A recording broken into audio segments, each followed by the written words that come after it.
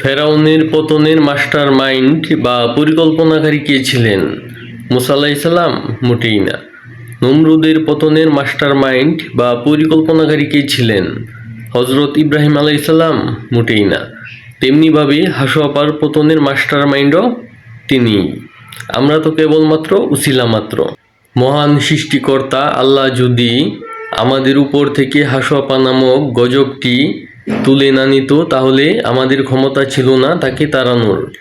বুট দিয়ে হাসু আপাকে সরানো সম্ভব ছিল না, কারণ হাসু আপা সব বুট চুরি করে নিত। আল্লাহ অনুগ্রহ করে আমাদের উপর থেকে হাসু আপা নামক গজবটি তুলে নিয়েছে। ভাবছেন আমি কেন ফেরাউন নমরুদদের সাথে হাসু আপার তুলনা করছি? ঠিক আছে, হাসু আপার একটি বক্তব্য দিচ্ছি, শুনুন। তাহলেই বুঝবেন যে হাসু আপা নিজেকে একটা কিছু ভাবতে শুরু করেছিল।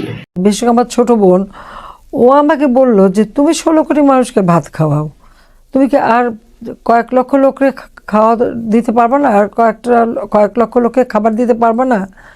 এটা আমার ছোট বোন রেহানা, ওরই কথা। বলে যে তুমি 16 কোটি মানুষকে ভাত খাওয়াচ্ছ, তো আর 8-10 লক্ষ লোক যদি আসে, তো